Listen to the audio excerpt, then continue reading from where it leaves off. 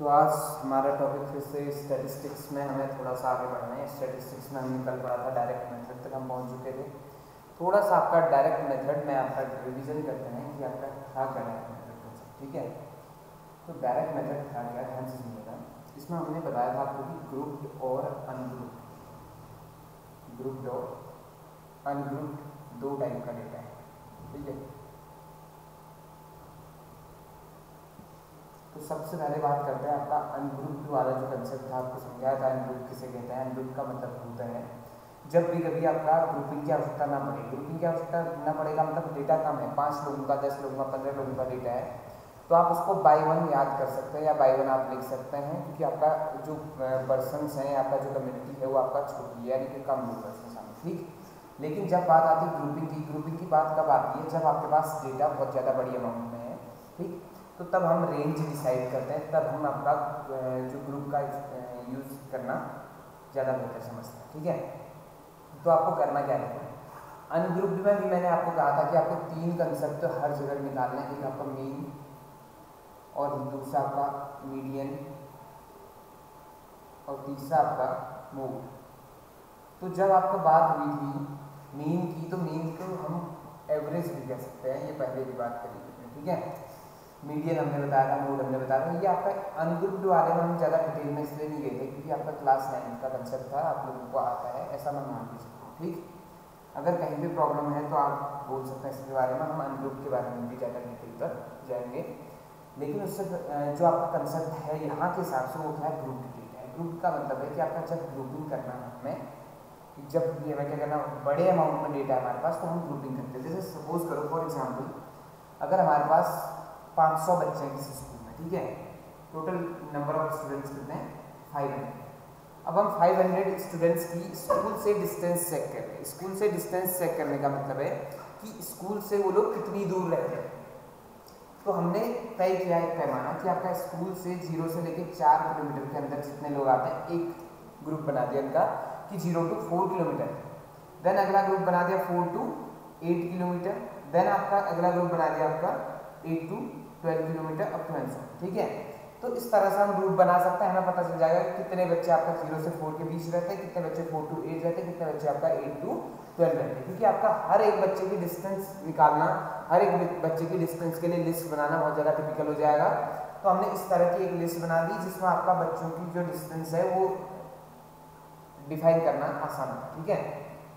तब आपका ग्रुप जो आपका डेटा है वो ज़्यादा मायने रखता है, तब हम क्या निकालते हैं, ग्रुपिज्म तब आता है, ठीक। लेकिन यहाँ एक प्रॉब्लम है, जब भी आपका अनग्रुप्ड डेटा का मीन निकाल रहा होगा, तो अनग्रुप्ड डेटा के मीन में मोस्टली आपका 100% एक्यूरेसी, ठीक।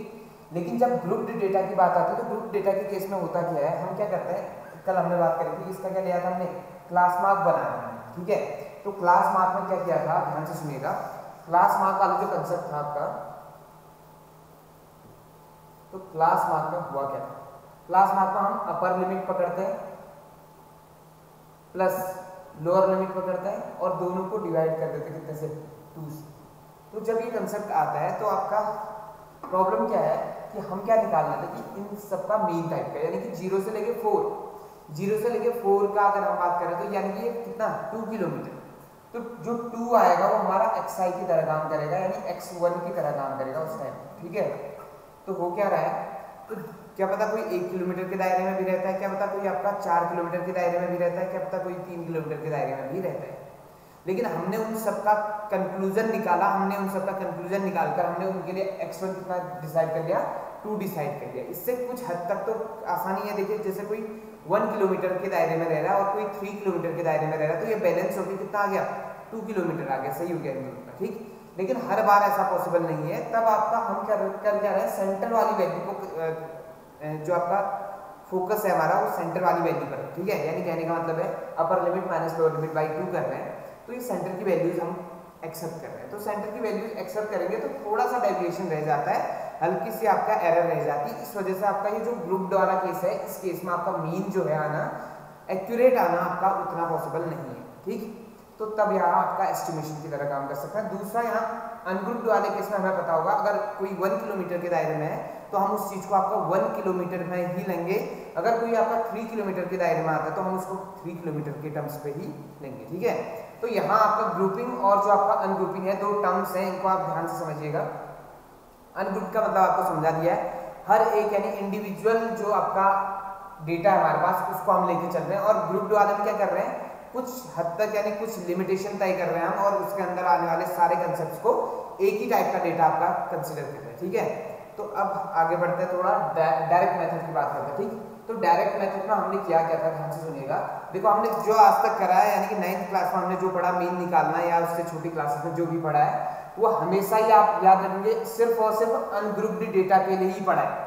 अब जो कंसेप्ट शुरू हो रहा है ये आपका ग्रुप डेटा के लिए है, और ग्रुप डेटा में हमें कैसे काम करना है ये डायरेक्ट मेथड में आपको बता चुके हैं कल की क्लास में, लेकिन इसको थोड़ा और बेहतर बनाते हैं, थोड़ा और सही तरीके से इसको सीखते हैं, ठीक है।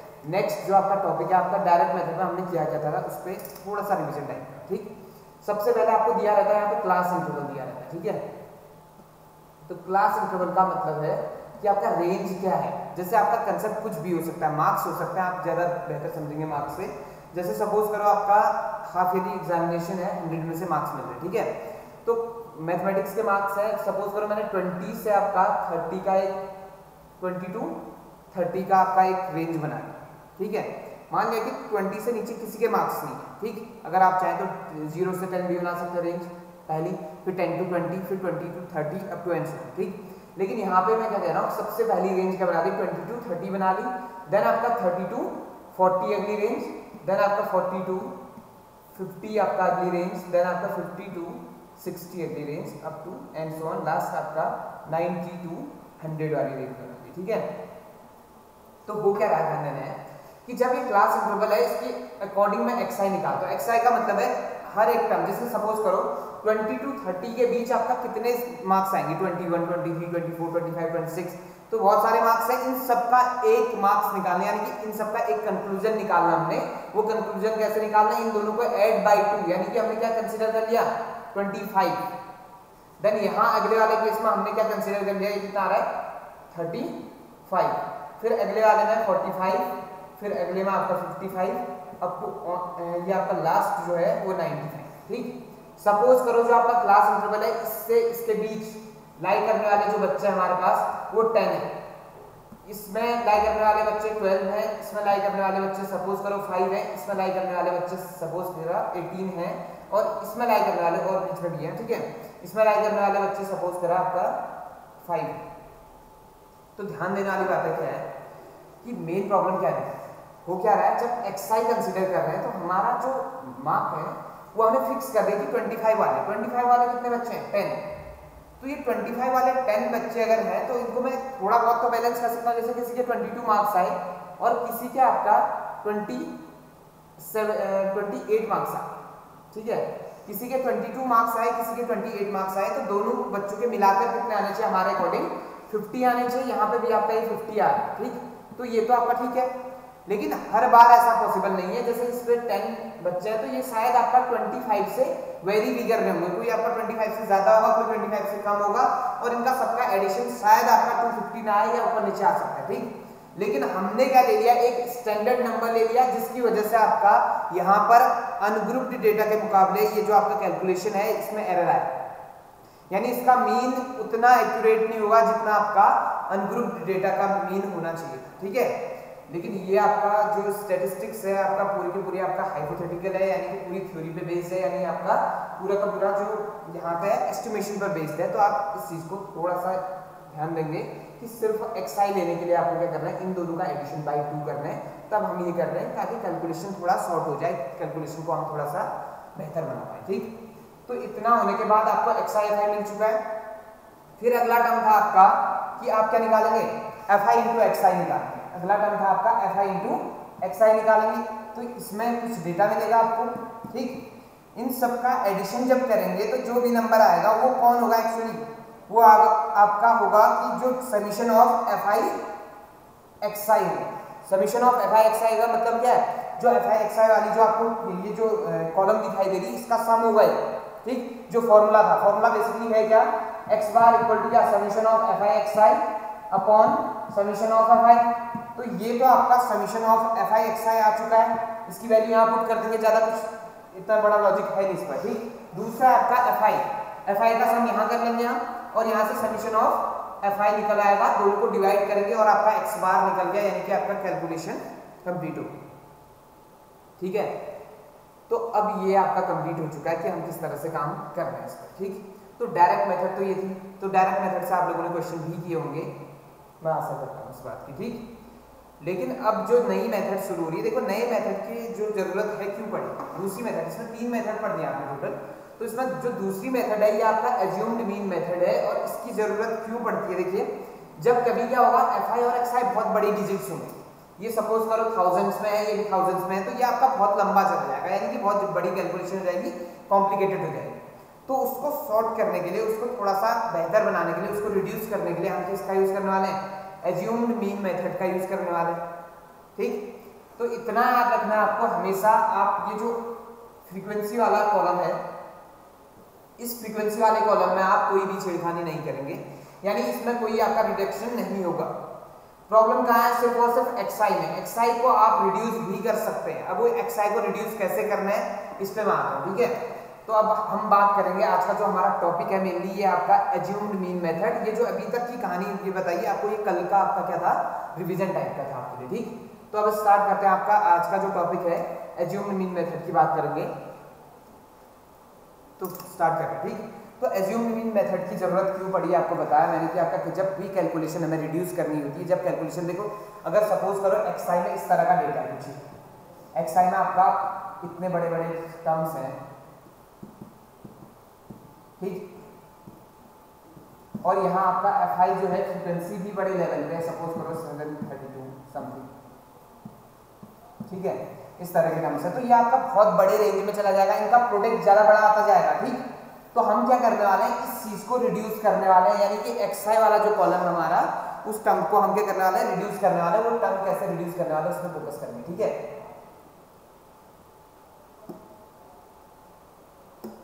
अब देखिए कैसे काम करना है। तो अब है हमारा assumed mean method, assumed mean method, ठीक है। तो इसमें कैसे काम करना है, सबसे पहले एज्यूम्ड मीन यानी कि एक नंबर, आपका एक नंबर ए जो है इसको कंसीडर करने वाला हूं, ठीक। थोड़ा सा कोशिश करेंगे समझने की आपका वो क्या रहा है, कंसेप्ट क्या है, इस पर बात करेंगे, ठीक है। तो सबसे पहले ध्यान से देखिएगा कि एक नंबर हम ए जो है कंसीडर करने वाले हैं, तो ये ए नंबर कुछ भी हो सकता है, बस ये ए नंबर कंसीडर करने के बाद आपको क्या ख्याल करना है कि हर एक एक्स से आपको इस ए को माइनस कर देना है, तो एक्स आई जो है थोड़ा रिड्यूस हो जाएगा, थोड़ा आसान हो जाएगा हमारा, ठीक। तो जब आपका हर एक एक्स आई से इस ए को मैं माइनस करूंगा, तो जो एक्स आई वाला कॉलम होगा ये थोड़ा आसान हो जाएगा, ये आपका रिड्यूस हो जाएगा, तो इसको एक नया टर्म मान लेंगे हम डी आई, ठीक। तो ये डी आई मानने के बाद आपको क्या करना है, जैसे आप एफ आई एक्स आई निकालते थे, अब क्या निकालेंगे आप निकालेंगे एफ आई डी आई निकालेंगे, कुछ नया चेंज नहीं है इसमें, ठीक है। सिर्फ आपको एक नया एक्स्ट्रा कॉलम लाना है F I sorry D I, और इसके बाद क्या करना है आपको F I into D I करना, और F I into D I करने के बाद जो आंसर आएगा इसका समीशन कर देना है, जैसे आप एफ आई एक्स आई का कर रहे हैं, ठीक। और इस समीशन को डिवाइड कर देंगे इससे, ये देखिए फिर F I D I divided by किससे, समीशन ऑफ एफ आई। तो मैं बात कर रहा हूँ ये कंसेप्ट है क्या, ठीक है। अब देखिए इससे डिवाइड करेंगे तो ये निकलेगा आपका, ये मीन तो निकलेगा लेकिन किसका, डेविएशंस का। डेविएशन का मतलब है कि कितना ये मीन निकलेगा, लेकिन किसका, डेविएशन का। क्यों, देखिए डेविएशन का मतलब क्या है, मैंने आपका एक एज्यूम्ड मीन ए मान लिया है, इस ए से हम कितने डेविएटेड हैं, कितने दूर हैं, ये आपका क्या कहलाता है, डेविएशन कहलाता है, ठीक। डेविएशन का मतलब जैसे सपोज करो आपने कहा कि एक पैमाना फिक्स कर लिया कि आपको किसी एग्जाम में आउट ऑफ 10 की बात चलिए, ठीक है, पास होने के लिए आपको 6 मार्क्स लाने, पास होने के लिए कितने मार्क्स लाने, 6 मार्क्स लाने। किसी के 8 आ गए, किसी इंसान के 8 मार्क्स आ गए तो कितना डेविएट हो गया, +2, और किसी के 4 रह गए तो कितना डेविएशन में, -2। किसी के 3 आ गए तो कितने डेविएशन में, -3। तो डेविएशन का मतलब है जो स्टैंडर्ड हमने आपका मेजरमेंट रखा हुआ है उससे हम कितने आगे पीछे हैं, यानी कितने आपका इंक्रीमेंट है हमें या कितना आपका डिक्रीमेंट है, इसको हम डेविएशन कहते हैं। क्लियर। तो हमारा जो आपका कंसेप्ट था एज्यूम्ड मीन का, वो हमने क्या कर दिया, फिक्स कर दिया ना एज्यूम्ड मीन को। तो इसके अकॉर्डिंग डेविएशंस निकाले हमने, इन डेविएशंस के लिए हमने प्रोडक्ट निकाला, इन प्रोडक्ट के लिए हमने सम निकाला, इस सम को डिवाइड करा किससे, समेशन ऑफ fi। तो इस तरह की चीज जो दिखती है ये एक्चुअल में कौन है, मीन ही तो है, पर इस बार ये मीन एक्चुअल में उसका मीन नहीं है जो डेटा हमें निकालना है। ये मीन कौन है, ये डेविएशंस का मीन है। तो हम इसे क्या किससे डिनोट करते हैं, d बार से डिनोट करते हैं। अगर ये आपका x का मीन होता तो हम इसे x बार से डिनोट करते जैसे कल डिनोट करा हुआ था। ठीक, तो अब मैं फॉर्मूले पे आता हूँ, एज्यूम्ड मीन का फॉर्मूला आपने किस तरह से क्रिएट करना है, फिर बात करेंगे इसके क्वेश्चंस की। ठीक है, थोड़ा सा कोशिश करेंगे आप लोग। तो एक नया टर्म ले आने वाला मैं, एज्यूम्ड मीन का कंसेप्ट। ठीक,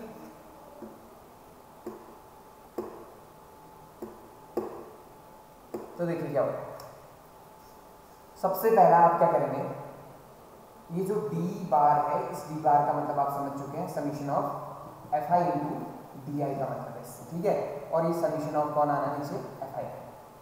इतना होने के बाद आपको क्या ध्यान देना है कि जो di है, ये di एक्चुअल में di नहीं, कौन है, xi माइनस a ही तो है। ठीक, अपॉन समीशन ऑफ fi। अब अगला कंसेप्ट क्या है, इस fi को अंदर मल्टीप्लाई कर दो, fi इंटू xi माइनस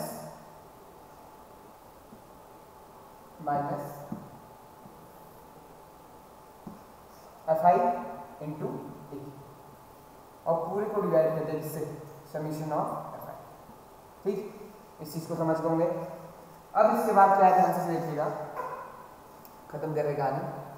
अगला टर्म क्या है, अब मैं क्या कर सकता हूँ, इस समीशन को डिस्ट्रीब्यूट कर सकता हूँ। ठीक है, तो समीशन को जैसे ही डिस्ट्रीब्यूट करूंगा अंदर, तो ये आ जाएगा समीशन fi xi डिवाइड, आपका डिवाइड वाला पोर्शन भी दोनों के पास ले गए, ये आपका समीशन ऑफ fi आ गया। और बीच में माइनस था, यहाँ आपका summation of fi into a आ चुका है, अपॉन ये आपका समीशन ऑफ fi आ गया। ठीक, अब अगला टर्म देखिए तो क्या है, इसको गौर से देखिए, ये आपने कल देखा हुआ है, ये है कौन, x बार है। ठीक, माइनस, अब यहाँ से देखो ये i, ये जो समीशन है, ये समीशन एक्चुअल में किस में अप्लाई हो रहा है, जो i वाले टर्म्स पर। i वाले टर्म्स का मतलब है जैसे f1 f2 f3 f4 f5, लेकिन a में तो आपका कहीं पे भी i नहीं है, तो इसका मतलब है समीशन से बाहर लिया जा सकता है। a को मैं ये बता रहा हूँ कैसे लिया मैंने। ठीक है, पहले आप इसको लिख लें, तो समीशन ये आपका fi ऐसे रहा, अपॉन क्या आ गया, समीशन ऑफ fi। तो समीशन ऑफ fi और समीशन ऑफ fi सेम चीज हो गई, तो ये दोनों आपका एक दूसरे से क्या हो गए, कैंसिल। तो यहाँ बस था आपका x बार माइनस a, और लेफ्ट में क्या था, d बार इक्वल टू कितना, 10। ठीक, तो ये इम्प्लाई कर दिया आपका x बार इक्वल टू कितना, ये जो माइनस में वहां जाके प्लस हो जाएगा, तो इसको हमने लिख दिया a प्लस d बार। तो ये आपका ओवरऑल आंसर आ चुका है। अब मैं इसको थोड़ा बेहतर लिखता हूँ, वो कैसे देखते हैं। अब देखिए कैसे लिखा जा रहा है, तो x बार इक्वल टू क्या आएगा, a प्लस d बार आएगा ना। तो ये x बार ऐसे रहा, a ऐसे रहा, d बार का मतलब आपको बताया गया है थोड़ी देर पहले शुरुआत में जब हमने लिखा था, तो समीशन ऑफ क्या था, fi di, और अपॉन में आपको बता समीशन ऑफ fi। ठीक, तो ये है क्या आंसर। ठीक, और यही क्या है, एज्यूम्ड मीन मेथड के लिए आपका, एज्यूम्ड मीन मेथड के लिए आपका फॉर्मूला है।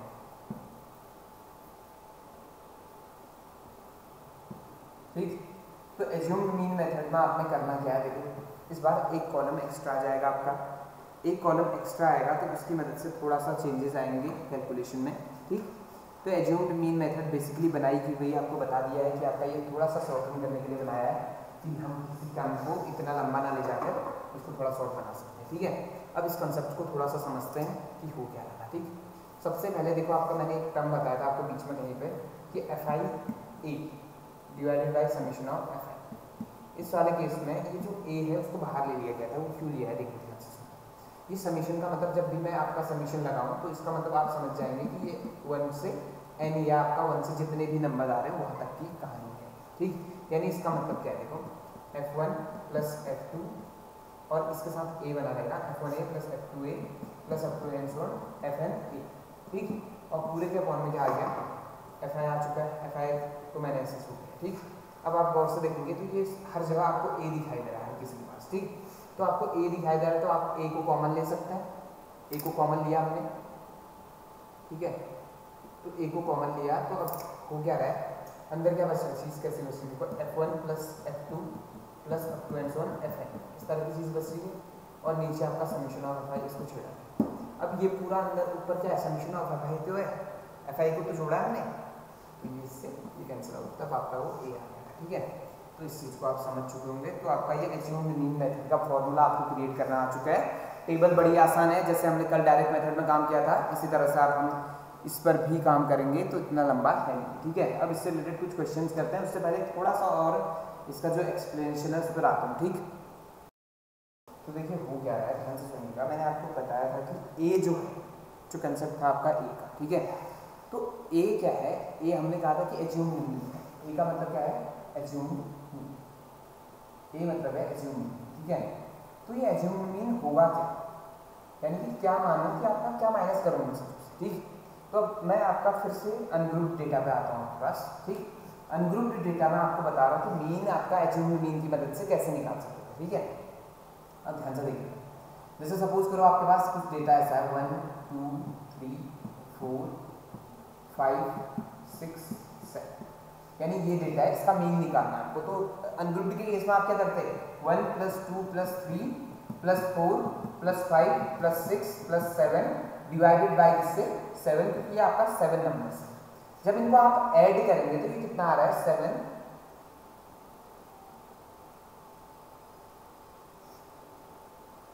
या 28। ठीक है, 28 डिवाइडेड बाई कितना, 7, तो ये आंसर आता है आपका 4। ठीक, ये आंसर कितना आ गया, 4, यानी मीन आपका कितना आ चुका है, 4 आ चुका है। अब इस मीन को मैं निकालने जा रहा हूँ एज्यूम्ड मीन की मदद से। तो एज्यूम्ड मीन में आप क्या करते हैं, देखो एज्यूम्ड का मतलब है आप कोई भी नंबर मान सकते हैं, लेकिन आपने क्या करना है, कैलकुलेशन को रिड्यूस करना है, बढ़ाना नहीं है।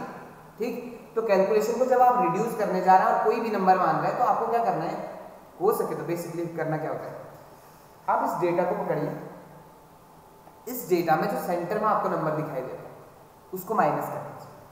ठीक, अभी के अकॉर्डिंग आप डेटा के आपके पास इंक्रीजिंग या डिक्रीजिंग ऑर्डर में, ठीक, तो ये बेहतर है।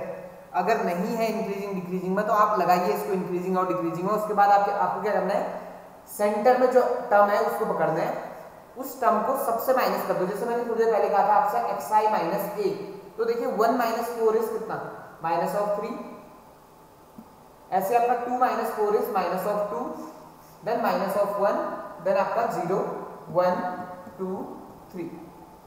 ठीक, तो अब इन सबको ऐड करेंगे, ये आपका कौन बन गया, एक्चुअली ये di नहीं बन गए हमारे अकॉर्डिंग, ये कौन है, di। तो इन सबको ऐड करेंगे आप, तो ये आपका क्या बन जाएगा, 0 बन गया। इन सबको आप ऐड करेंगे तो 0 बन गया, डिवाइड करेंगे 0 से तो ये आपका 7 से, तो ये आपका आंसर 0 आया। लेकिन आंसर क्या था एक्चुअल में, x bar equal to, answer क्या था देखिए, x bar equal to a plus d fi di summation upon summation of fi था ना। तो यहां आप देखेंगे तो a कितना एज्यूम मीन किसे माना था हमने, 4 को, तो ये 4 प्लस कितना आ चुका है, 0, यानी आंसर फिर से कितना आ गया, 4 आ गया। देखिए आंसर इसका वैसे भी क्या आ रहा था, 4। तो एज्यूम्ड मीन में आप इस तरह से मानेंगे जैसे नंबर आपको कैसे डिसाइड करना है। ठीक है, और यहाँ पे आपको एक शायद क्वेश्चन अराइज हो रहा हो दिमाग में कि यहाँ पे आपका मल्टीप्लाई तो करा नहीं किसी से, तो यहाँ आप देखेंगे तो ये अनग्रुप्ड डेटा है। अनग्रुप्ड डेटा में आपका फ्रीक्वेंसी एक एक ही होती है सबकी, तो 1 से ही इसको मल्टीप्लाई करा, 1 से इसको मल्टीप्लाई करा, 1 से इसको, 1 से इसको, 1 से इसको। ठीक है, डी को आपका 1 से मल्टीप्लाई करा तो वही चीज आएगी, आपको पता है, उस चीज को मैंने डिवाइड करा। अनग्रुप्ड के केस में आपको ध्यान देना ये 4 है। तो कहने का मतलब ये है कि आपका यहाँ पे तरीका क्या है कि आप क्या करेंगे, सेंटर वाले टर्म को ढूंढेंगे। ठीक, लेकिन अगर आप सपोज करो भूल गए कि a क्या हुआ करता था, तो आप a कुछ भी मान सकते हैं, a कुछ भी। जैसे सपोज करो मैं आपको थोड़ा सा एक एग्जांपल देके देखता हूँ कि a में आपका कुछ नया मानने वाला हूँ, तो a में कैसे काम करना है। ठीक है, देखो यहाँ से आपका 1 2 3 4 5 6 और 7 डेटा यही है हमारे पास। ठीक है, तो इस बार मैंने जो एज्यूम्ड मीन है वो आपका कौन मान लिया, 2 मान लिया। एज्यूम्ड मीन इस बार कौन है हमारा, 2 है। तो इसके अकॉर्डिंग di ढूंढते हैं, यानी di का मतलब डेविएशन से। ठीक, 1 - 2 इज -1, 2 - 2 इज 0, 3 - 2 इज 1, देन आपका 4 - 2 इज 2, 3 4 5, ऐसा कुछ आ गया। ठीक, तो तो जब आपके पास पता है इस बार क्या है, आपका अनग्रुप्ड डेटा है, तो अनग्रुप्ड के केस में फ्रीक्वेंसी 1 1 होती है, तो आप 1 से मल्टीप्लाई करा ना करें, आपका इन सबको क्या कर दो ऐड, तो सिंपली आपका समीशन निकालो, इसका समीशन कितना आ जाएगा, 1 से 1 जाता है, ये आपका कितना 14 आता है, ठीक है। और टोटल डेटा है कितने हैं, टोटल नंबर ऑफ टर्म्स, तो ये आपका 7, तो कितनी बार बैठा 2। अब हमारा जो x बार है वो एक्चुअल में है क्या, a प्लस d बार, ठीक, और ये आपका d बार है, ठीक है। तो a यानी इस बार एज्यूम्ड मीन कितना था हमारा 2 था, और d बार कितना है हमारा 2, यानी ये फिर से कितना आ चुका है 4 आ चुका है। तो आप एज्यूम्ड मीन की जगह यानी a की जगह कुछ भी मान सकते हैं, लेकिन आपने इतना दिमाग में रखना है कि ये जो कैलकुलेशन है उसे रिड्यूस करना है, बढ़ाना नहीं है, ठीक है। तो a को आप इस तरह से मानेंगे कि जो उस चीज को रिड्यूस कर दे, लेकिन हमारे अकॉर्डिंग हमारी जो कैलकुलेशन चलेगी उसमें आपको क्या करना है कि डेटा जो होगा आपके पास, उस डेटा में आपको सेंटर वाली वैल्यू को ही एक्सेप्ट करना है, ठीक। तो इससे सबसे ज्यादा रिडक्शन होता है, या सबसे बेहतर तरीके से हम रिड्यूस कर सकते हैं चीजों को, तो ये आप समझ पा रहे हैं, ठीक है। अदरवाइज आप ए एज्यूम्ड मीन कुछ भी ले सकते हैं, आप देख चुके हैं कि सब में आपका सॉल्यूशन एक जैसा ही आ रहा है, ठीक। तो लेकिन कहानी यह है कि आपका जब कभी क्या होगा, इवन नंबर होंगे हमारे पास, टोटल आपका टर्म्स क्या होंगे, इवन होंगे। दो केस हैं, या तो आपका टर्म्स ऑड हो सकती हैं या इवन हो सकती है, लेकिन ऑड के केस में आपके क्या पास क्या बचता है, सिर्फ सेंटर में एक ही नंबर बचता है। जैसे अभी आपने देखा 7 नंबर्स थे, तो 7 नंबर्स थे तो 3 आपका ऊपर बचे थे, 3 नीचे बचे थे, और आपका फोर्थ वाला जो था आपका अज्यूम्ड मीन हो गया था। लेकिन in case of even number के केस में क्या होगा, देखो सपोज करो आपके पास 8 नंबर्स है, ठीक है। तो 8 नंबर्स के केस में आप बराबर ऊपर छोड़ेंगे बराबर नीचे छोड़ेंगे, तो बीच में आपके 2 नंबर बचते हैं, ठीक है। तो 2 नंबर बचते हैं, तो आपने क्या करना है, कोशिश करनी कि आप किसी को भी मान सकते मानने को, जैसे आपने देखा है किसी को भी मान के काम हो जा रहा है, लेकिन आप क्या करेंगे, जिसकी फ्रीक्वेंसी ज्यादा है उस टर्म को आप लेंगे, यानी आपको पता चल चुका होगा ना इनके करस्पॉन्डिंग फ्रीक्वेंसी लिखी होंगी, तो हमें पता चल जाएगा कि किसकी फ्रीक्वेंसी ज्यादा है, तो उस टर्म को हम एज्यूम्ड मीन की तरह आगे बढ़ाएंगे। क्लियर हो गया होगा सभी को ये चीज। तो अब थोड़ा सा आगे बढ़ते हैं, आपका ये कंसेप्ट क्लियर, ठीक। अब बात करते हैं आपका इसके क्वेश्चंस की, इससे रिलेटेड क्वेश्चन की। देखो हमें जो आपका 14.1 है, इसमें ही 3 के 3 मेथड्स जो है अप्लाई करनी है। तो पहली मेथड डायरेक्ट मेथड आप पढ़ चुके हैं, अब सेकंड बात करते हैं आपका एज्यूम्ड मीन मेथड की। एज्यूम्ड मीन मेथड में करना क्या है आपको, उस पर बात करते हैं, ठीक। क्वेश्चन स्टार्ट करते हैं इसके एक्सरसाइज का। तो देखिए आपका एक क्वेश्चन करने जा रहा है आपके सामने, ठीक है। तो इसमें कुछ इस तरह की कहानी है, the table below shows the daily expenditure on the food of 25 house holds in a locality. इसमें क्वेश्चन दिया हुआ आपको, डेली एक्सपेंडिचर्स दिए हैं रुपीज़ में है, ठीक है।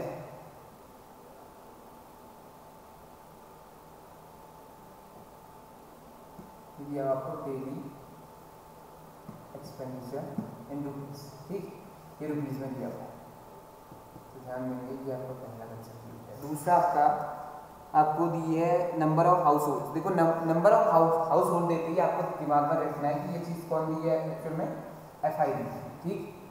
तो एक बार थोड़ा सा इसको थोड़ा बेहतर बनाते हैं।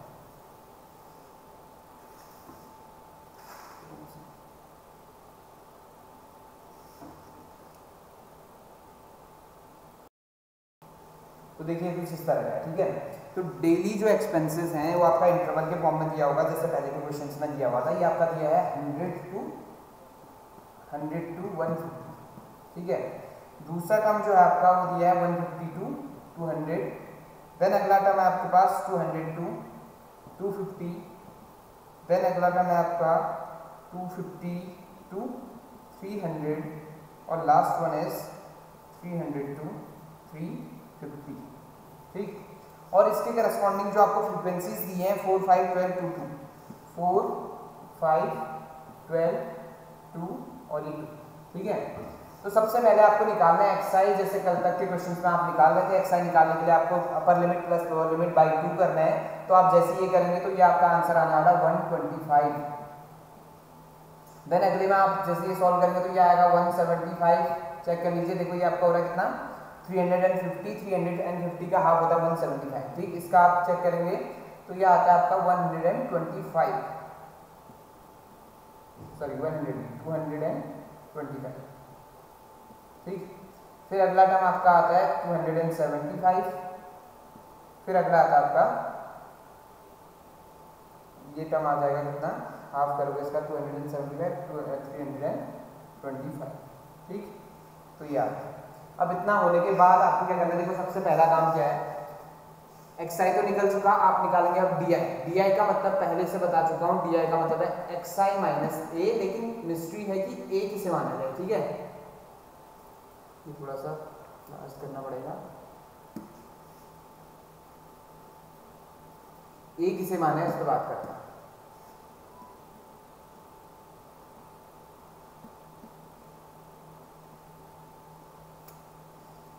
xi माइनस a,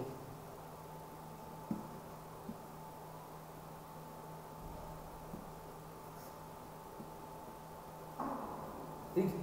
तो xi माइनस a, लेकिन उससे पहले a किसे मानते हैं उस पर बात करते हैं। देखो xi में आपको मैंने कहा था आपके fi वाले केस में, यानी इस जो कॉलम है इसमें आप कहीं भी कोई छेड़खानी नहीं करेंगे, आपको कंसेप्ट कहाँ चेंज करना है, बस सिर्फ और सिर्फ xi वाले कॉलम में। तो xi वाले कॉलम में जैसे आप जाएंगे तो हमने कहा हुआ है कि या तो आप मिड टर्म ढूंढ लीजिए या किसी भी नंबर से माइनस करना है, तो लेकिन हमारे अकॉर्डिंग आप क्या करेंगे, मिड टर्म पर ही काम करेंगे। तो मिड टर्म क्या, देखो 1 2 3 4 5 यानी 5 नंबर है, तो मिड टर्म कैसे निकालेंगे, 5 + 1 / 2 that is 6/2, 6/2 is third term जो है हमारी, ये मिड टर्म है, यानी कि ये आपका एज्यूम्ड मीन का काम करने वाली है, ठीक। तो अगर ये एज्यूम्ड मीन का काम करने वाली है तो आप क्या करेंगे, देखो ये आपका xi माइनस a, कहने का मतलब 125 माइनस 225 कितना बचता है आपके पास, 125 माइनस 225 इज, देखिए आपको करना क्या है, ध्यान से देखिएगा, बड़े में से छोटे को ही आप माइनस करेंगे, बस इतना याद रखना है कि माइनस करने के बाद ये माइनस में है तो साइन माइनस का आएगा, ठीक है। ये जीरो और आपका ये 1, तो ये माइनस का 100 आ जाएगा, पहले में आपका माइनस का 100 आ चुका है, ठीक। दूसरे बार में आप माइनस करेंगे, फिर से 225 पकड़ो और इसे माइनस कर दो 175 से, तो आप माइनस करेंगे तो ये आपका 0, ये 12 माइनस 5 और यहाँ पे आपका बचता है ये 50 हो चुका है, ठीक है।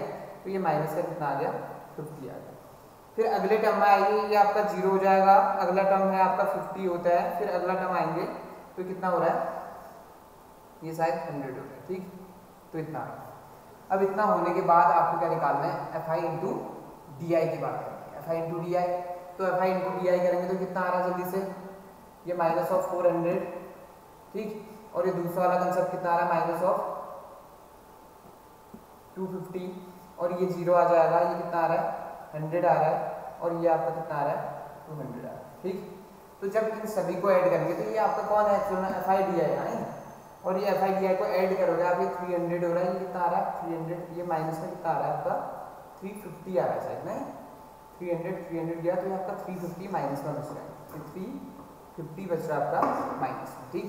तो समीशन आ चुका है और यहाँ से सम करेंगे तो आपका कितना आ रहा है 25, ठीक। ये 25 बचता है और ये 350 बचता है, ठीक है। और ये नेगेटिव है, इतना याद रखना आपने। तो अब अगला टर्म क्या है, देखो इन सबका समीशन तो निकाल चुके हैं, अब एज्यूम्ड मीन का यूज कर रहा हूँ, इतना ध्यान देना आपने, ठीक। तो एज्यूम्ड मीन में x बार इक्वल टू क्या हुआ करता था, a प्लस d बार, यानी a plus summation of fi di upon summation of fi हुआ करता था। तो a का मतलब हमारे हिसाब से इस बार 225 है और प्लस में आपके पास कितना है, माइनस में 350 आ चुका था और डिवाइड में 25 आ गया है, तो आप इस चीज़ को ध्यान देंगे। और ये 225 प्लस यहाँ से आप देखेंगे तो ये 25 से कट करो, पहले तो 5 से कर लो, थोड़ा आसान हो जाएगा आपके लिए, 5 और ये कितने टाइम 70 आ गया, और 5 से फिर से डिवाइड करेंगे तो कितने बार कट रहा है 40, ठीक है। तो ये माइनस में कितना आ गया अंदर 14 आ चुका है, तो ये ओवरऑल आपका 225 माइनस 14 और यहाँ आपका आंसर आ गया 212, ठीक है। तो ये इस बार आपका मीन निकल चुका है। तो आपको इस तरह से एज्यूम्ड मीन मेथड का यूज किस तरह से करना है आप लोग समझ चुके होंगे, किस तरह से हमें काम करना है in case of assumed mean, clear. तो आप लोगों से कल मिलेंगे नई मेथड के साथ, आपका इसमें एक और मेथड बची हुई है और ये एक्सरसाइज वैसे आप लोग इससे भी, यानी हर एक क्वेश्चन, देखो जैसे हमने कल बात करी थी कि आपका ये पहली एक्सरसाइज जो है वो डायरेक्ट मेथड से करनी है, आज फिर कह रहा हूँ कि आपका पहली एक्सरसाइज का हर क्वेश्चन आप किससे करना है, एज्यूम्ड मीन मेथड से करना है। आपको कहीं कहीं किसी क्वेश्चन में थोड़ा सा वेरिएशन दिखाई देगा, वो क्यों दिखाई देगा आपको बता दिया गया है कि in case of grouped data थोड़ा वेरिएशन मिलता है, ठीक। लेकिन जब आप अनग्रुप्ड डेटा को कर रहे हो तो किसी भी मेथड से करिए हमेशा आंसर सेम आएगा, लेकिन ग्रुप्ड डेटा के केस में थोड़ा बहुत वेरिएशन चलता है, आप लोग उस चीज़ को इग्नोर कर सकते हैं, ठीक है, हल्का सा वेरिएशन। ठीक, तो फिर मिलता है आपसे ब्रेक के बाद।